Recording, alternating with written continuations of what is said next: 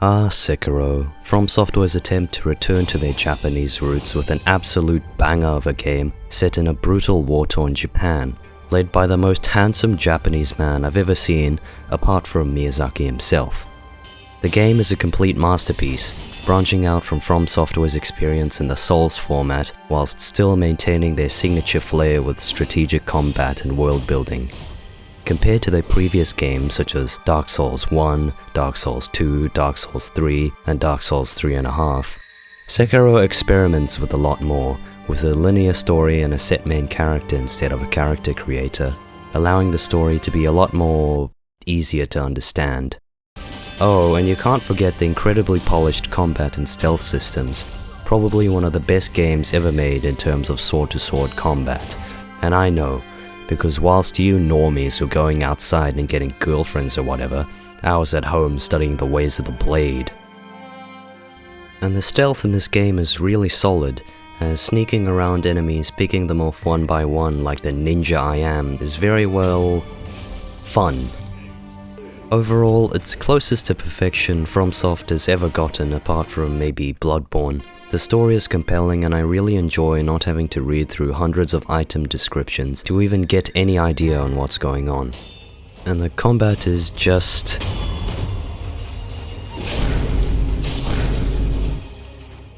There is no other game in existence that makes you feel like a badass ninja just as much as this game does.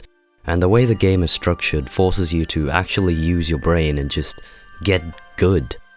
Which makes beating that one boss you've been trying for an hour extra rewarding as your character hasn't really been buffed at all, apart from your own skill and knowledge. I know this is a thing in many games, especially in the Souls genre, but Sekiro does it better than any of the other ones I have played. Oh, and as a bonus, the game teaches you Japanese, such as this one character I'm pretty sure you'll become intimately familiar with.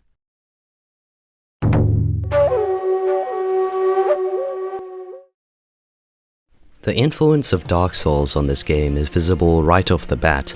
The combat is pretty similar as you can't mash buttons to win anymore, and also it's hard, like really damn hard, but also somehow less hard in a way. To explain in slightly less brain rot, Sekiro removed a lot of things that made earlier games inconvenient and then dumped all its difficulty points into the combat, especially bosses and mini-bosses.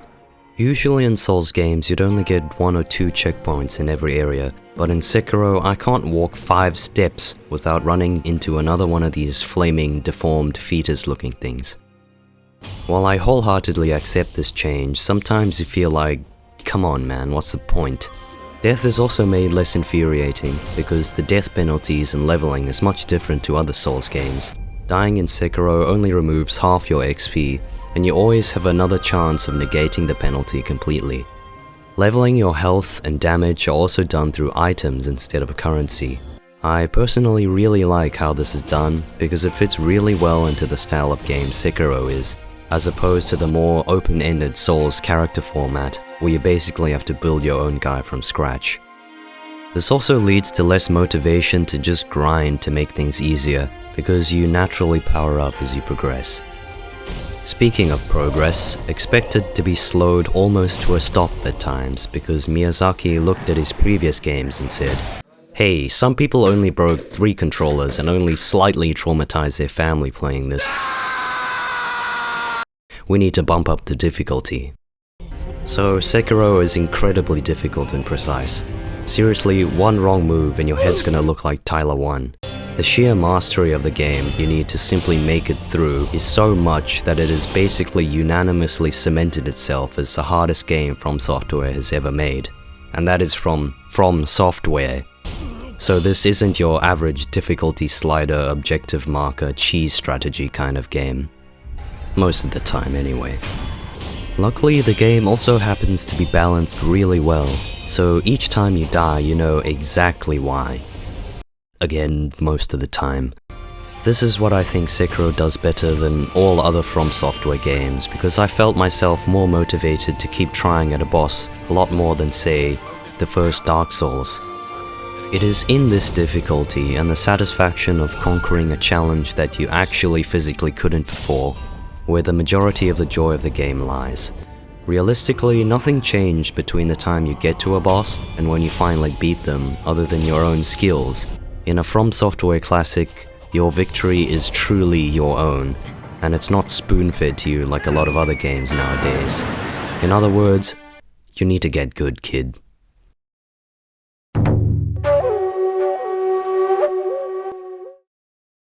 Now I'm going to talk about the combat, again, because let's be honest, it's like 90% of the game. As I said earlier, Sekiro's combat is extremely buttery smooth, but there's a lot more depth to the slashing and clashing than you see when you're just watching it. So much thought has been put into every little aspect of the combat it would take me hours to fully cover, but I'll do my best to explain it all quickly. Unless you spent the best years of your life playing this game, most of the combat can be reduced to attack and parry. And the way enemies are programmed forces you to take slightly different approaches to each of them because mistakes are so heavily punished. However, the majority of the time it's boiled down to balancing when you can attack and when you can't. This delicate balance is at the centerpiece of almost all encounters you will have in Sekiro. And the constant back and forth as you and your enemy constantly try to outduel each other and provoke mistakes is super satisfying and makes the game feel more like a precise dance, or even a rhythm game as some people have called it. Learning exactly how to counter each enemy's attack patterns is probably the most fun fighting mechanic I've experienced in any game. From Software has always been known for their amazing animations for their enemies, and Sekiro is no different, with each enemy's attack feeling like it has so much weight and power. This is complemented by each enemy's unique fighting style, for example the samurai generals having a slow, more deliberate attacks, the Okami warriors using cool floating styles, or the monkeys and their beastly recklessness. The bosses and mini-bosses are no different, with many of them serving as tests of skill for the player more than just an obstacle to plow through. A great example of this would be the Miss Noble. The sound design of Sekiro supports its excellent animation by adding yet another layer of detail, making each strike of the enemies feel decisive and powerful. A good way to really experience how good the animation and sound design are in Sekiro is to play this game. Basically a knockoff of Sekiro where you play as an anime girl. While the game is great, especially being made by one guy, the combat doesn't feel as slippery smooth as the animation and sound design lack the detail Sekiro does. All this goes to show that the secret to slimy, oily, buttery combat is through the small things Sekiro does well. Oh, and if that wasn't enough, there's also stealth mechanics. You play as a ninja in Sekiro, and boy do you feel like one. Sneaking around and coming for enemies from behind feels incredible, especially since this is From Software's first ever attempt at any kind of stealth system. Couple that with level 99 agility, and you've got a recipe for the greatest ninja sim mankind has ever seen. Compared to face-to-face combat, stealth takes a bit of a backseat in Sekiro, but that doesn't mean it lacks polish at all. It's actually my favorite way to play through the game because you feel cool as all hell, and also, it makes the game a lot easier. The stealth system adds a whole other layer to the gameplay where instead of facing a horde of enemies head-on, you can instead stealth your way around them and pick them off one by one, all in a way that doesn't really feel all that cheesy or like I'm cheating my way through the game. The lubricous, slithery, slick, smooth movement mechanics are also something FromSoft has never really done before but has absolutely nailed. The grappling hook feels really responsive and solid, and overall you feel a lot more quick on your feet than previous Souls games, adding to the experience of being a badass ninja. But having played previous Souls games, by far my favorite part of the movement system is that you can't fall off the ledges. Oh my god, finally, I don't have to die and die and die over and over again because of stupid gravity. What the? Ah yes, the classic trope of having a powerful left hand. While people complain that the prosthetic is way too situational to add too much to the combat, I believe that it can add another layer to the lubricous, slithery, slick, glassy, oily, buttery, smooth combat of this game.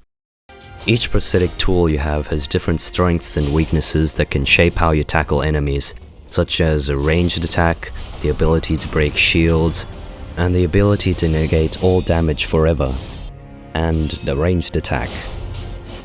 And depending on which one you use and how you use them, you can open up a whole other realm of badass things you can do. Your shinobi toys also get a whole lot more fun when you start adding skills to the mix. Other than your own dedicated skill tree, there are 4 other ones that each offer a unique playstyle and can be combined to suit anyone. Combat arts play a big role in this, as there are additional attacks you can do that look cool as hell and can turn the tide in a tough fight. Balancing your tools, skills, and stealth on top of the already complicated hand-to-hand combat is what takes Sekiro's combat from great to one of the best of all times when it comes to melee. Using their previous experience in slower, methodical combat and pushing it to be much more engaging and fast-paced, From Software has really outdid themselves in Sekiro, making the combat feel smooth as holding onto a greased eel during an oil spill on... What am I doing?